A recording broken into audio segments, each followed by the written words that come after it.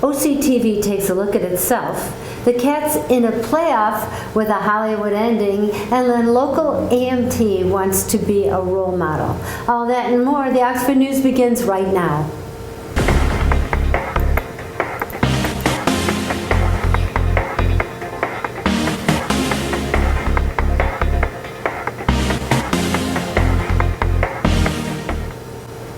It came as a surprise to most when Oxford Community School Superintendent Tim Throne announced his retirement after the last school board meeting. According to Throne, he will turn in his keys after the beginning of 2022.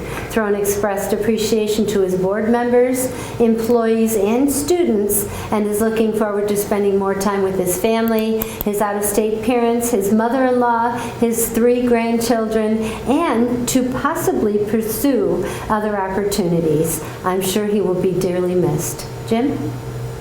In an effort to be transparent, we at Oxford Community Television had to say goodbye to Bill Service. His 15 years at the station and his resignation, Service resigned after receiving a letter from the high school asking for an apology for comments that he made with an open mic while commentating in the high school press box.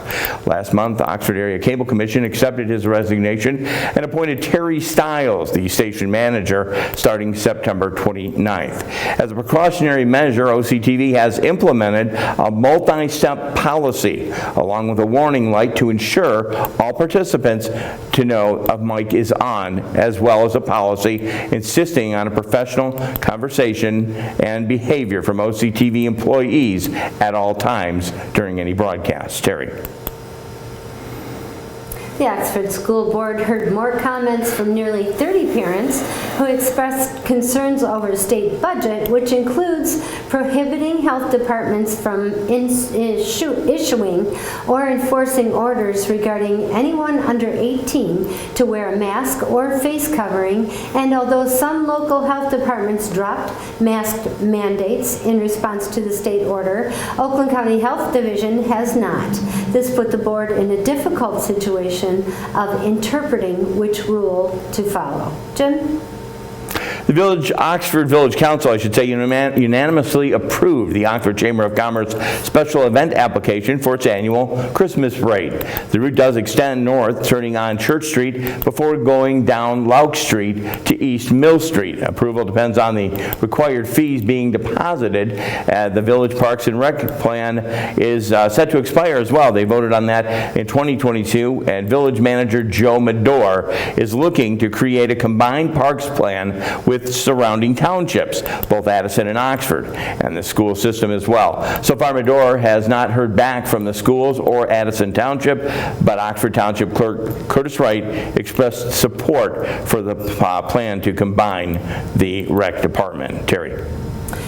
A GoFundMe page has been set up to help Oxford High School student and musician Shane Vanderberg to help him recover from a motorcycle accident he suffered this month while on his way home from a marching band competition. Released from the ICU last week and from the hospital this past weekend, Shane will still need multiple surgeries for his head and broken bone injuries to his arm and foot. In addition to being a band member, Vandenberg is an Eagle Scout in the Dryden Base Troop 130. His Eagle Scout project involved installing a new playground at the General Square Park in Dryden. Vandenberg has also been involved in the 4-H and with the OHS track team. As of last week, the GoFundMe raised nearly $9,000 of the $10,000 goal. Jim? You might watch Chicago Fire. Well, we have an actual firefighter, EMT Trinity Menez.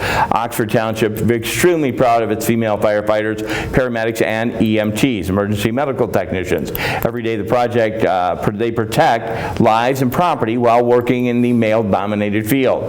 These strong women are not only putting themselves at risk to keep our community safe, they're knocking down stereotypes and providing positive role models for females of all ages. Oxford Township is saluting these these brave and selfless women by featuring each of them on their Facebook page. I would imagine that's the Oxford News Facebook page. This week, we're showcasing again Trinity Munez, paid on-call firefighter EMT who joined the department in 2019.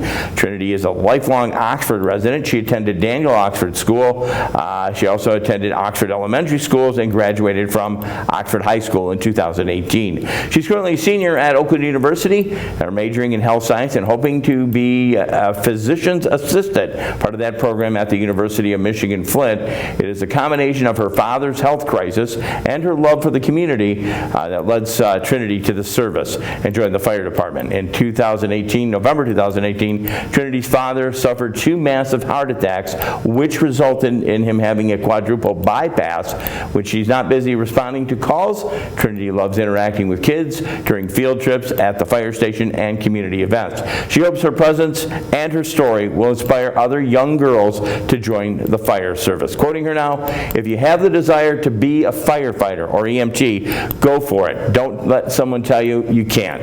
Lakeville students, Lakeville Elementary kindergartners, and Cindy Keenest class joined the fun as an educational trip to Oxford Fire Station number 1 at 96 North Washington. They toured the station, learned how to operate the fire hose like a pro, played a fire safety game. They enjoyed just about everything. Captain Shift Commander Benjamin B.J. Stapp on Trinity Munez, a paid on-call firefighter, EMT 2018 Oxford High School graduate, showed the students, the firefighters, what it looked like to be at the fire department. Again, we want to thank them and congratulate Trinity as she's forging new boundaries. Back to you, Terry. We did touch on this last week. Another Scarecrow Festival returned to downtown Oxford Sunday, packed with autumn and Halloween-themed activities and events organized by Downtown Development Authority. Ghosts and superheroes, astronauts, and princesses joined PAWS, the Wildcat trick-or-treating downtown businesses.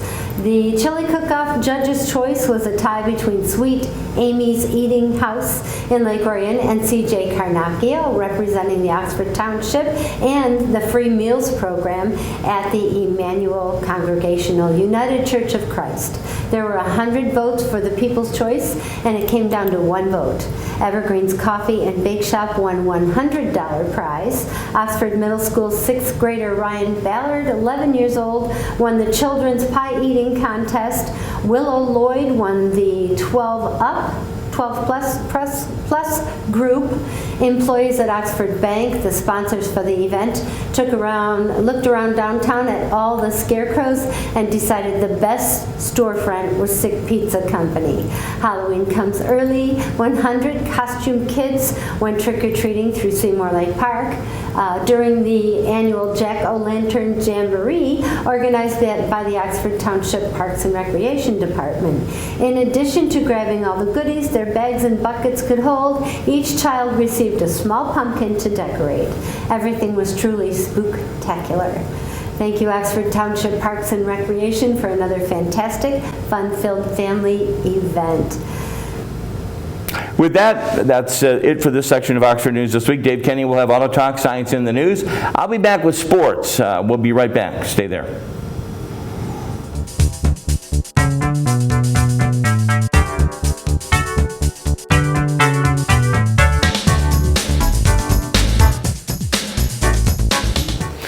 Welcome to Auto Talk. I'm Dave Kenny, and this story is taken from Automotive News. The redesigned 2022 Lexus LX600 has been engineered and built on a new platform, giving a new powertrain lightened up and loaded inside and out with luxury equipment as the brand aims to attract new buyers to the SUV, as well as offer an upscale alternative to the previous buyers of the now discontinued Toyota Land Cruiser. Scheduled to arrive in the U.S. dealerships in the spring, the LX600 marks the 4th generation of the luxury brand's body-on-frame SUV, which started its production run in 1995 and is Lexus' most well-equipped off-roader.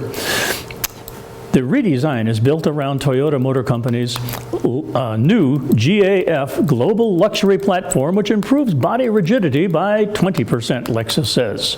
Powered by a 3.5-liter twin turbocharged V6 engine instead of the previous model's naturally aspirated V8, and equipped with a 10-speed automatic transmission, the LX600 produces up to 409 horsepower and 479 pound-feet of torque. The powertrain and upgraded adaptable suspension, along with electronically controlled braking and electric steering, allow the new version to shed 441 pounds compared with its predecessor.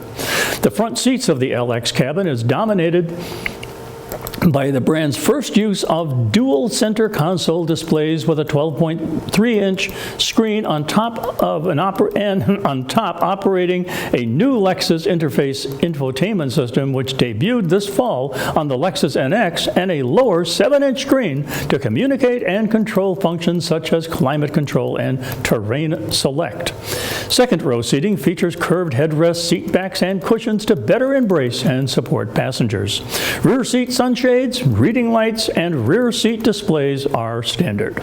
In terms of off-road accessories, the LX will feature an enhanced terrain selection with 6 modes: dirt, sand, mud, deep snow, rock, and auto, to improve its ability to traverse any surface, while its crawl control and downhill assist control functions allow the SUV to employ maximum torque to overcome obstacles of automatically descend steep inclines with limited driver inputs.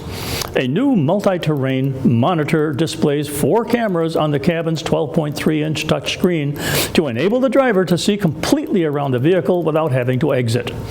The display includes what Lexus calls underfloor view, which automatically moves images taken from the front of the vehicle to the rear of the vehicle as it progresses, showing them to the driver as though the vehicle were transparent, which allows the driver to check underfloor conditions and wheel position.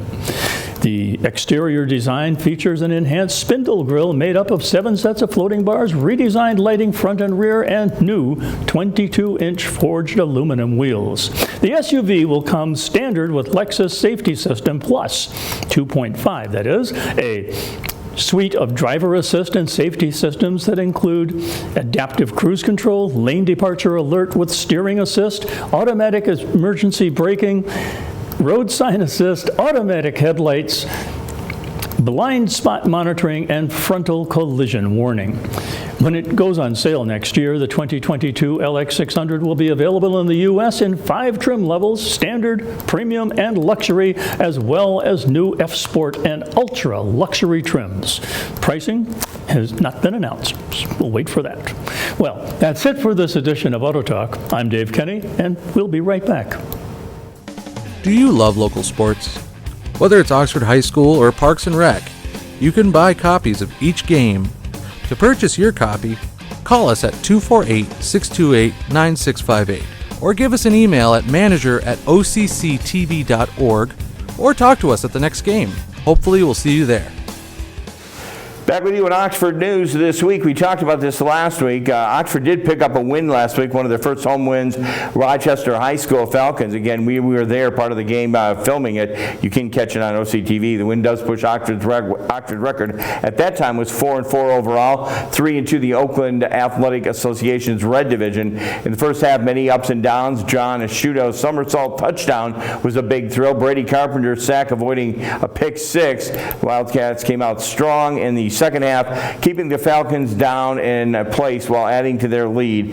But at the end of the by the end play, Oxford gave the home crowd their long-awaited victory at home. It was 33-14 the past last week.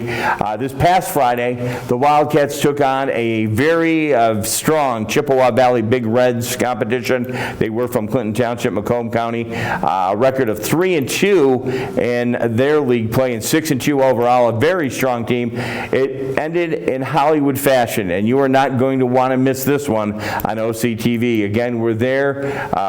We were there for the complete thrilling end, and the final score in the last minutes of the game. I hate to spoil it for you, Oxford 29 and the Big Reds 28. Again, I urge you to watch this game on OCTV or find a way to get it on our YouTube channel. Oxford playing some good football.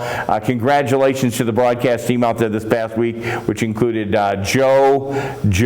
We had Dan Zweiss out there. He's our director, and Rod Wright. Yours truly had a chance to call that game in the week prior, and I think I had a great time with it. Felt the Wildcat pride from Oxford Stadium. Anyways, that's going to wrap it in sports. I want to remind you, catch our volleyball game. Ladies volleyball, that's on OCTV as well. We're bringing you all the sports that we can. We'll be back in just a moment. I believe it's Dave Kenny coming up, and then Terry and I will close it out at the end of the newscast right here on Oxford News This Week.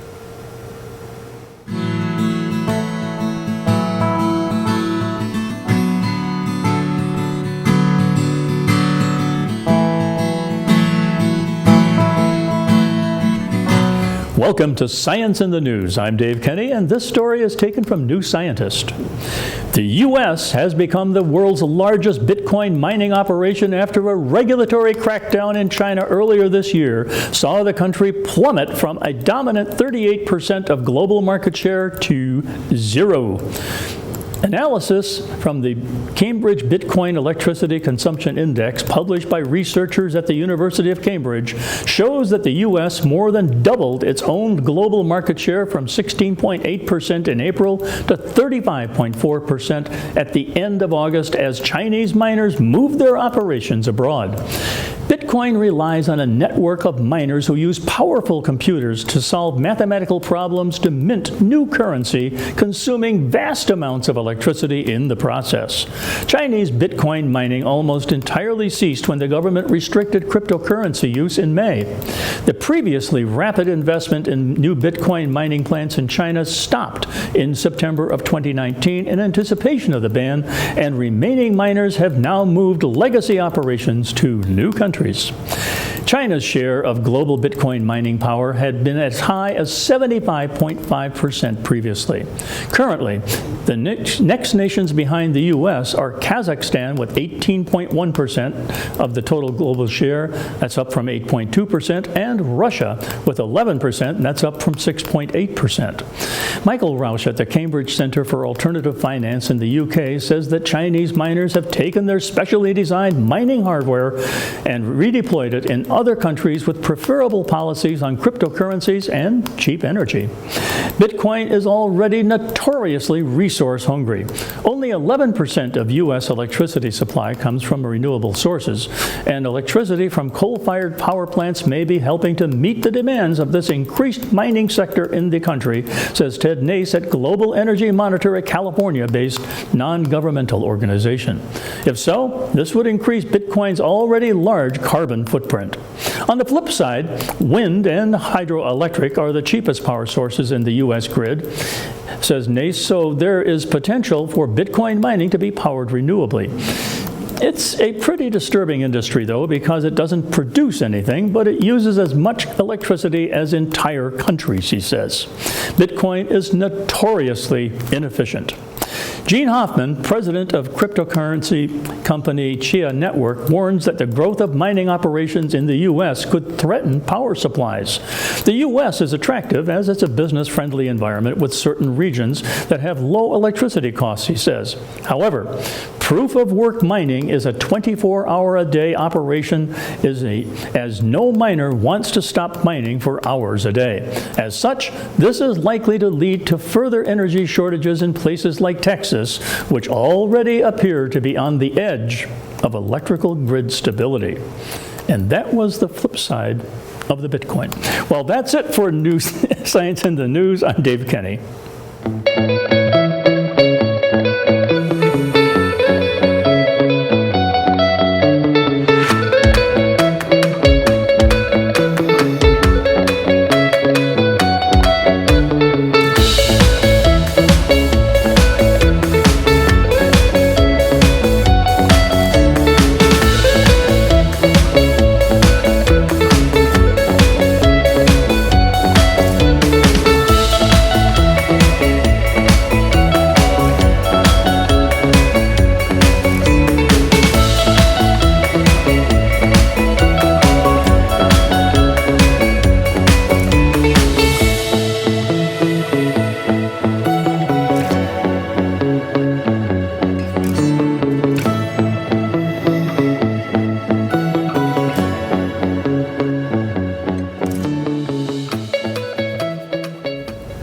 back to Oxford News this week. Terry Stiles, I guess we're going to say congratulations as we roll out of here.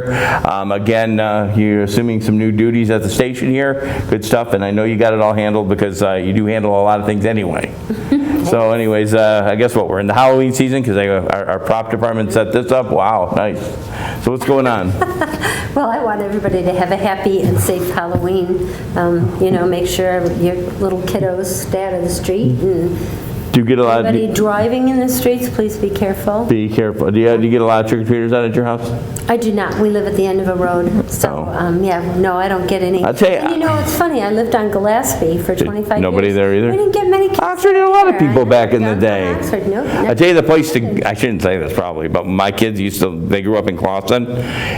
They take Halloween seriously down there. I have no idea. There's people, they bus people in from there.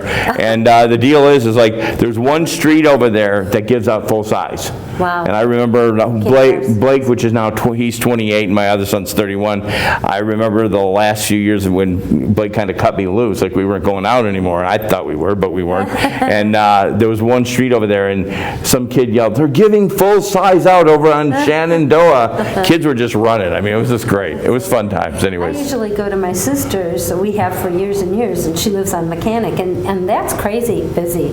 That area, right downtown Oxford, on this side of 24, on the west side of 24, it seems to be crazy busy. Not that I want to give an unofficial Plug. or whatever, unofficial anything here, but I guess I always heard that Halloween was one of the biggest years. And I understand, like I said, my older son who managed a pizza place for many years in Clawson, there were only 2 times in the year you could not call in at this pizza place, and I guess it's other pizza places. I never gave it a thought. Wow. Halloween was one of them, and the other was Super Bowl. Oh, well, that makes sense. Well, I'm just saying, like the Halloween, I never thought pizza was such a big thing for Halloween. No, I didn't either. I always thought it was I think Joe's. it's probably mom and dad want to get home, they order the pizza, Yeah, get home, and then right. take the kids out. So that's they're busier than heck at any of your pizza places on Halloween. So And that was a great game Friday night, huh? Last week? yeah, I'll be talking about that in sports, and we did talk about that in sports, and I'm telling you, if I ask you to watch any game this year, watch that one, okay? Yeah, that's okay. I mean, and I will tell you, I'm gonna, you might want to mute it during the, you might want to mute it. Some of the commentators got excited? Is No. that what you're trying to say? We got excited, but I don't want to give it away. Like, I mean, if you're one of these, I mean, obviously you can look it up, but it's a game to watch. It's a game to watch. I'm going to say this, that the new coach, Coach Line, I see a lot of, good stuff. Good. I know you got things to do. We're going to be back again next week. Tell them where they can get us. You can find us, anything you want to watch, on OCTV at Charter Channel 191, AT&T Channel 99. You can also find us on our Facebook page and YouTube at Oxford Community Television, YouTube, Facebook, or OCCTV.org. For Oxford News this week, we bring your news closer to home. We'll see you next week. Happy trick-or-treating and enjoy.